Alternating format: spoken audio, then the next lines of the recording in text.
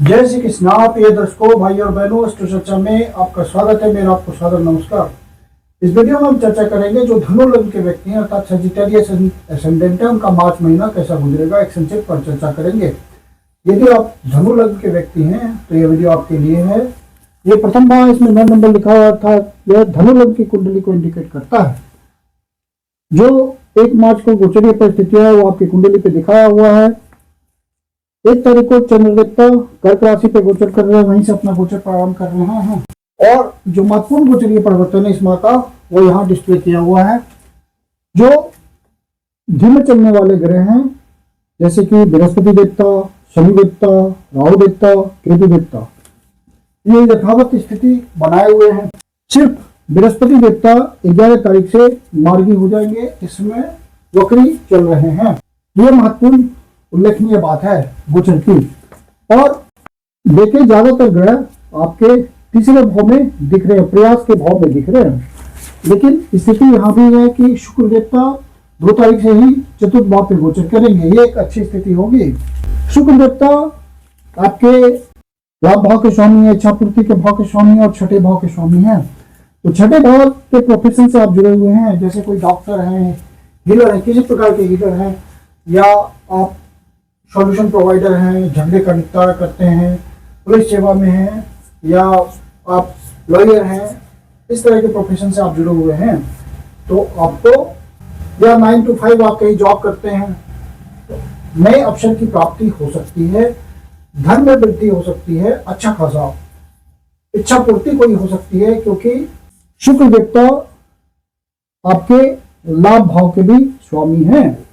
और आपको प्रयास 2 तारीख से पहले करना है और 2 तारीख से फिर शुभ भाव पे आ जाएंगे।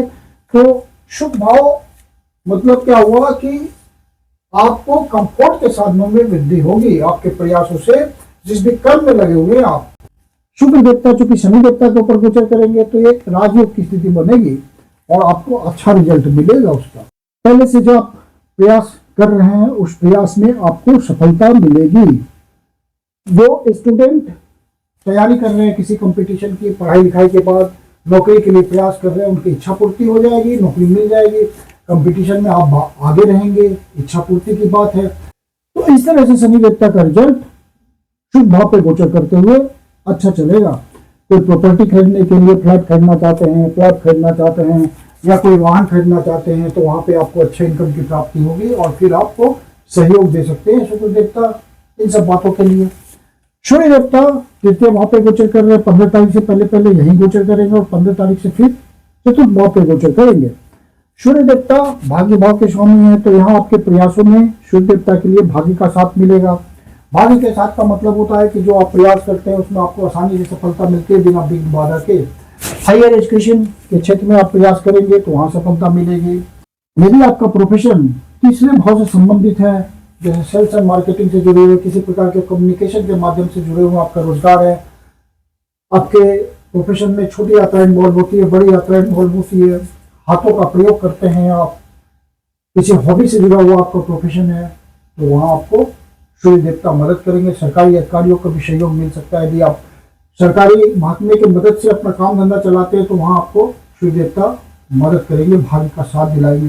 कोई लंबी यात्रा के थ्रू, कोई धार्मिक यात्रा के थ्रू, कोई विदेश यात्रा के थ्रू भी आपका काम सफल हो सकता है। बाहर जाने के लिए आप प्रयास कर रहे हैं तो वहां भी आपको सूर्य देवता मदद करेंगे 15 तारीख से पहले। तो 15 तारीख को सूर्य देवता आपके शुभ भाव पे आ जाएंगे और कर्म को सीधी दृष्टि से देखेंगे, जो कि उनकी डिजायर होगी। आपको कर्म क्षेत्र में शुभता मिलेगी, सीनियर्स आपको आइडेंटिफाई करेंगे, जूनियर्स का सपोर्ट मिलेगा, चाहे आप नौकरी में हो या बिजनेस में हो। और फिर मंगल देवता पूरे महीने यही गोचर कर रहे हैं और आपके 12वें भाव के स्वामी हैं और साथ में आपके 5वें भाव के स्वामी हैं। तो यदि आप बाहर से संबंध बनाने के लिए प्रयास कर रहे हैं तो इस समय आपको मंगल देवता सहयोग देंगे। आपका यदि काम किसी कला से जुड़ा हुआ है, जैसे कि डांस से जुड़े हुए हैं, म्यूजिक से जुड़े हुए हैं, सिंगिंग से जुड़े हुए हैं, आर्टिजनशिप से जुड़े हुए हैं, थिएटर से जुड़े हुए हैं, मॉडलिंग से जुड़े हुए हैं, फैशन इंडस्ट्री से जुड़े हुए हैं, या टीवी इंडस्ट्री से जुड़े हुए हैं, या फिल्म इंडस्ट्री से जुड़े हुए हैं, क्योंकि पंचम भाव आपके फन एंड एंटरटेनमेंट का भी भाव होता है। तो किसी प्रकार के आप रिक्रिएशन से जुड़े हुए हैं कला के थ्रू, तो वहां पे आपको नए अवसरों की प्राप्ति हो सकती है, अच्छे धन की प्राप्ति हो सकती है। और यदि आप शेयर मार्केट के धंधे में हैं तो वहां पे आपको सोच समझ के निर्णय लेना है, थोड़ा बड़ा इन्वेस्टमेंट ना करें। बेट लगाने के मामले में आपका प्रोफेशन है तो वहां भी बेट सोच समझ के लगाएं। राहु देवता ऑलरेडी यहाँ गोचर कर रहे हैं और केतु देवता 9th भाव पे गोचर कर रहे हैं। तो 9th भाव पे केतु देवता का गोचर अच्छा होता है, राहु देवता का 3य भाव पे गोचर अच्छा होता है। फिर भी यदि आपको परेशानी चल रही है राहु देवता से संबंधित या केतु देवता से संबंधित, आपके ओरिजिनल नेटल चार्ट में इनकी स्थिति ठीक नहीं है और आप राहु की महादशा या अंतर्दशा या प्रत्यंतर दशा या केतु की महादशा अंतर्दशा प्रत्यंतर दशा से आप जूझ रहे हैं, तो किसी योग ज्योतिषी को दिखा करके पर्सनल रेमेडी ले। पर्सनल रेमेडी ज्यादा काम करती है। जनरल रेमेडी राहु देवता की यह होती है कि किचन में बैठकर खाना खाएं, और केतु देवता की जनरल रेमेडी यह होती है कि आप काले कुत्ते को खाना खिलाएं। बुध देवता पूरे महीने यही गोचर कर रहे हैं। 21 तारीख से पहले वक्री हैं और 21 तारीख से मार्गी हो जाएंगे। तो बुध देवता जब तक वक्री हैं तो आपको कोई भी जल्दीबाजी में शीघ्र निर्णय नहीं लेना है, सोच समझ कर निर्णय लेना है, क्योंकि बुध देवता वक्री हैं, आपसे गलत डिसीजन करा देंगे जल्दबाजी में। इसलिए बहुत ही समय लेते हुए, सलाह लेते हुए निर्णय लें। और यदि आप कम्युनिकेशन का कोई साधन खरीदना चाहते हैं जैसे मोबाइल, लैपटॉप, तो जब तक बुध देवता वक्री रहते हैं तब तक आपको नहीं खरीदना है। ये सब उसमें डिफेक्ट आने की संभावना बहुत ज्यादा होती है। और यदि आपका कोई कम्युनिकेशन के थ्रू काम रुका हुआ है, जैसे किसी फ्रेंड से आपको संबंध बनाना है, संबंध कट गया हो, तो आप उस फ्रेंडशिप को निगोशिएट कीजिए, बातचीत कीजिए, बात आगे बढ़ाइए, फिर से आपका फ्रेंडशिप रिवाइव हो जाएगा, आपकी काम आएगा वो फ्रेंडशिप। यदि कोई नया प्रोजेक्ट इनिशिएट किया था, कहीं मीटिंग की थी, निगोशिएशंस किया था और वो रुक गया था, प्रोजेक्ट रुक गया था, तो उसको आप रिवाइव करने की कोशिश करें। बुध देवता इन सब मामलों में आपको सहयोग देंगे। और बुध देवता जब मार्गी हो जाएंगे तब तो डिसीजंस आप सही से लेंगे, सुख की प्राप्ति होगी आपके प्रयासों के थ्रू। और बुध देवता चूंकि कर्म भाव के स्वामी हैं और बिजनेस के भाव के स्वामी हैं, तो जो भी लोग बिजनेस में लगे हुए हैं उनका निर्णय बिल्कुल सही होगा और वो कोई नया प्रोजेक्ट भी स्टार्ट कर सकते हैं। पार्टनरशिप में भी काम करते हैं तो वहाँ भी उनको सफलता मिल सकती है प्रयासों के थ्रू। और सारे प्रयास आउटकम्स का विचार करते हुए पार्टनरशिप में आगे बढ़ें। और चूंकि ये लाइफ पार्टनर का भी भाव होता है, तो लेकिन बुध देवता वहां गोचर कर रहे हैं तो आपको, लेकिन वहां बृहस्पति देवता पहले से गोचर कर रहे हैं, तो आपका अपने पार्टनर के साथ रिलेशनशिप बना रहेगा, हार्मोनी बनी रहेगी, उसमें कोई दिक्कत नहीं आने वाली है। यदि पब्लिक इंटरेक्शन में कोई काम करते हैं, आप जनता के बीच रह करके आप अपना काम धंधा करते हैं, तो वहां पे आपको प्रयास बनाए रखना पड़ेगा। फिर 21 तारीख के बाद आपको नए अवसरों की प्राप्ति होगी।